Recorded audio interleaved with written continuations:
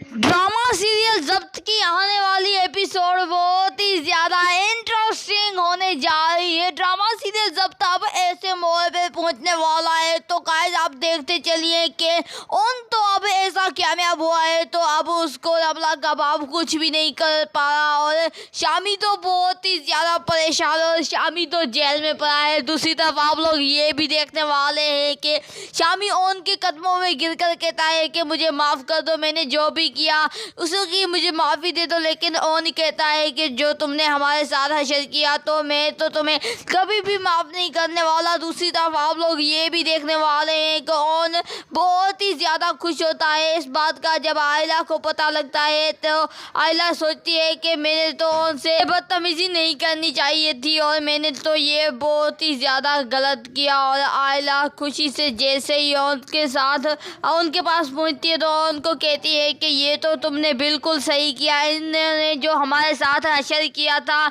इनका बदला तो हम आखिरकार ले ही पाएंगे। दूसरी तरफ आप लोग ये भी देखने वाले हैं कि शामी के बाप ने अब उनको बहुत ही ज़्यादा परेशान करके रखा था और उनको ये धमकी भी देता है, कहता है कि मैं तुम्हें जब तक मेरी गले में सांस है तब तक मैं तुम्हें कभी भी नहीं छोड़ूंगा। दूसरी तरफ आप लोग ये भी देखने वाले हैं कि रमला बहुत ही ज़्यादा परेशान होती है और रमला कहती है कि ओना हमें माफ़ कर दो, हमने जो भी गलतियाँ की है उसकी हमें माफ़ी दो। ये बात जब उनको ये ख्याल आते हैं कि इन्होंने जो हमारे साथ अशर किया है हम भी इनको छोड़ेंगे नहीं। दूसरी तरफ आप लोग ये भी देखने वाले हैं कि ओन खुशी से जा रहा होता है कार में, तो वहाँ पे रमला अपने गुंडे भेजती है और वो ओन को बहुत ही ज़्यादा परेशान करते हैं। उनकी गाय में एक पिस्टल पड़ा होता है, ओन एक गुंडे को टपका देता है। दूसरी तरफ आप लोग ये भी देखने वाले हैं एक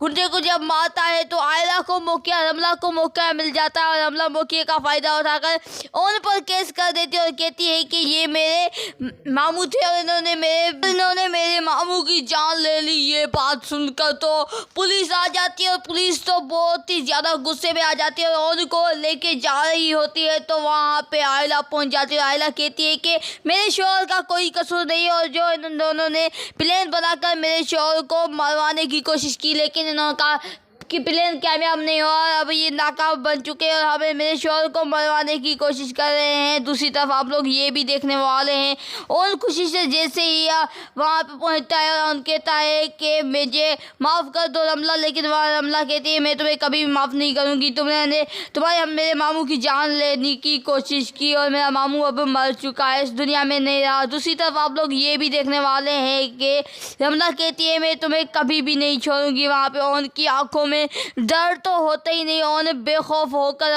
रमला से कहता है कि अगर तुम्हें कुछ करना है तो जाके पुलिस को बुला लो, मैंने तो पुलिस को पैसे देकर रवाना कर दिया है, तुम्हें जो करना है कर लो और मैंने तो तुम्हारी जीत को हार में बदल दिया है। दूसरी तरफ आप लोग ये भी देखने वाले हैं कि इस बात का जब शामी को पता लगता है तो शामी तो बहुत ही ज़्यादा परेशान हो जाता है और शामी इतनी परेशान होता है कि शामी की नींदें ही बर्बाद होने वाली होती है। दूसरी तरफ आप लोग ये भी देखने वाले हैं कि आयला को ये बात सुनकर तो बहुत ही ज़्यादा खुशी होती है।